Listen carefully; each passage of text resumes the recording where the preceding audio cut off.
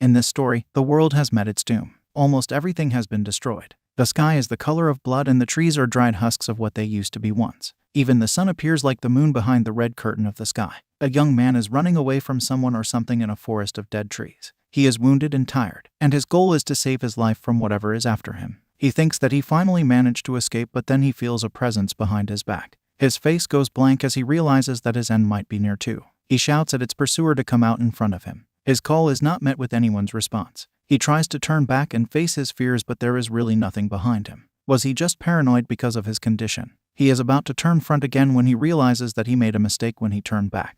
The monster he feared was standing right in front of him, waiting for him to turn and face him. The man cannot do anything now. The monster tears him apart, limb after limb. As he is dying, he asks himself if this was really the end of everything. He realizes that it really was the end of his life, and he cannot think about it as he loses consciousness and dies. But then he wakes up in cold sweat at his office desk. He is still paralyzed from fear and cannot understand what was happening. He was still alive, and there was a desk full of files in front of his eyes. It was beyond his understanding at the time that he had been reincarnated to a time before the world ended. But before he has completely grasped the situation, someone taps him on his back. His mind and body are still in survival mode, and he turns back quickly to fight. He was holding a computer mouse in his hand and did not realize it until its wire snapped. Two people are standing there, a man and a woman. They call him Kinyu, and our protagonist does not recognize that name.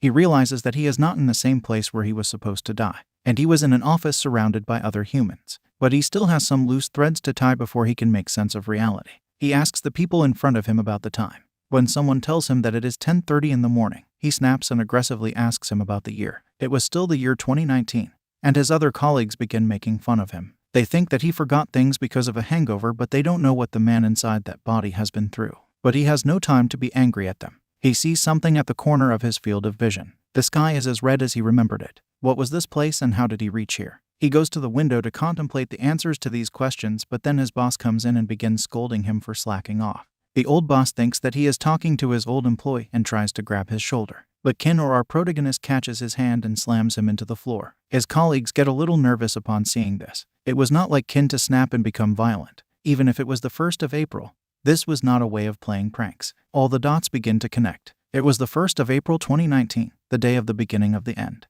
The red color of the sky was a testament to the impending doom. But no one except him knew about this fact, and it was no use telling them anything. People never believe anything until it is too late. He just tells them to go and spend their last moments with their loved ones and leaves the office. On the 1st day of April 2019, the sky turned red. There was rainfall that day, the rain of blood. It was weird and creepy, and most people were curious to know what was the reason behind it. But they found it out in much more horrible ways than they would like. The blood rain was a vector for a terrible virus, the virus that leads to the end of the world. Everyone who got touched by the rain collapsed. As the virus began to spread inside their bodies, they became worse. It would still be good if they had just died, but they rose mere moments after their lives ended. The undead, or zombies, were an unholy sight to behold. They hungered for blood and flesh and hunted humans for it. It was hard to stop them, as they could not be killed easily. And as they consumed more people, their strength grew and they mutated into monsters. No one in this world had seen hell, but if it was real, it would be something like that. Kin walks and finds that this world was strange to him. A man passes him and he notices that he is talking to someone using a small box-like device. This was the legendary communication device he had heard of in the stories,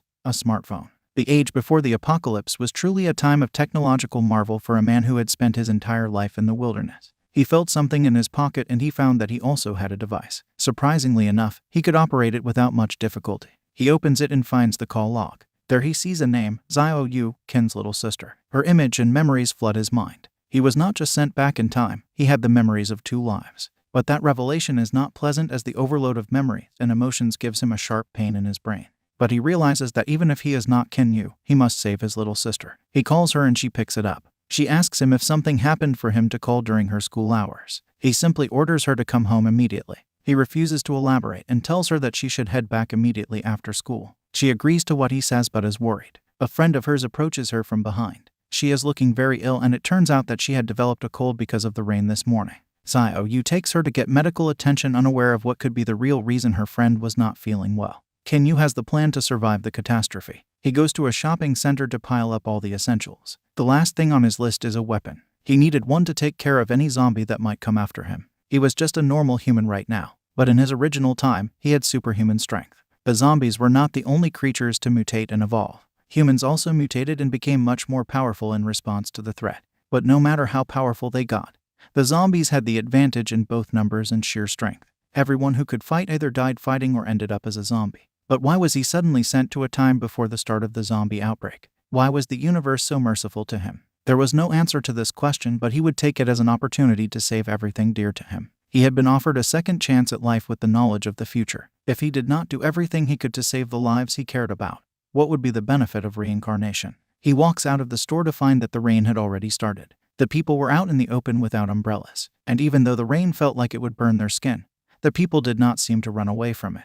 They are more wary of him as he walks out carrying a steel pipe in his hand. He thinks that he must save himself from becoming a zombie. After that, he would take out as many zombies as he could before they grew stronger. He takes a cab and heads home. The cab driver is afraid of the steel pipe he has. He tries to initiate conversation, but Ken is not interested. He advises him to not take any more customers after him and rush back to his family. The conditions outside would worsen very rapidly. Then Ken receives a call from his sister. She has still not left school. He gets worried about hearing this and asks her if she was all right. Xiaoyu tells him that she was fine, but her friend was very sick. She had caught a cold and she was nursing her in the school infirmary. A chill runs down Ken's spine and he asks her about the symptoms. All of them match the symptoms of a zombie transformation. She must have been infected by the rain. Ken tries to tell his sister about the dangers, but she feels that her friend is waking up. She hangs up the call and goes to see her. Ken shouts at her to get away and run, but she has already disconnected the call. There is only one way to ensure her safety now. He must rush to be by her side. Ken grabs the shoulder of the driver, who is already terrified.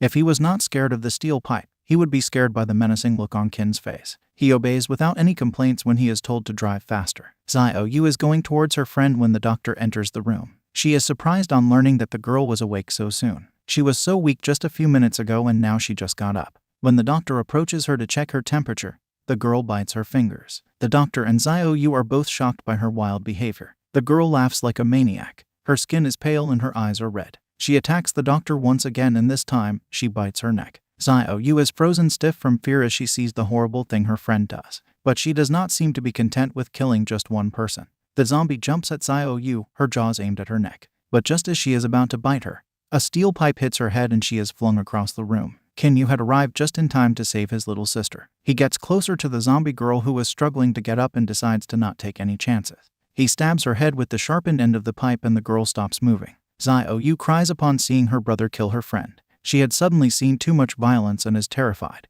But Ken explains to her that her friend was no longer a human. She had become a zombie and he did the right thing by finishing her. If she was left to live, she would have killed her or other people. Xiaoyu is still not satisfied with his explanation, but Ken is not emotional in the least. He tells his sister that they should escape while it was still safe. Once they get out, it is raining even harder. Xiaoyu puts her palm to feel the rain and Ken frantically pulls her back and scolds her. She is taken aback by her brother's behavior and asks him if he was mad at her. He tells her that the rain is not safe and notices that a few drops have already touched her hand. If she was vulnerable to the virus, this amount may also prove to be fatal. He asks her if she was okay. Was her hand not burning where the rain fell? She does not understand and asks when did acid rain get so serious in their city. Ken finds it hard to believe that she did not feel anything at all from the rain. Even those who would eventually prove to be resistant to the virus felt the burning sensation. Could it be possible that her resistance was the strongest of all? But there is no need in time to find it out. Ken had prepared for every possibility and brought raincoats for both of them. He tells her to put it on and try to not touch even a single drop of rain.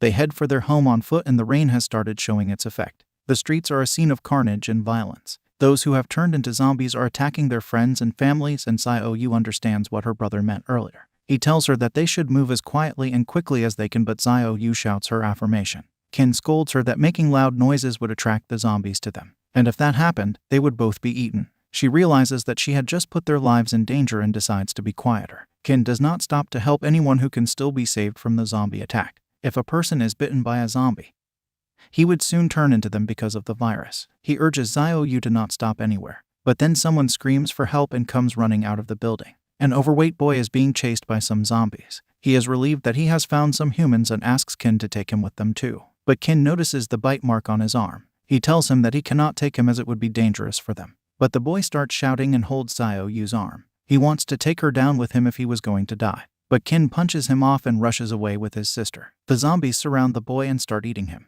His cries and wailing pain Xiaoyu, who thinks that they are responsible for the boy's death.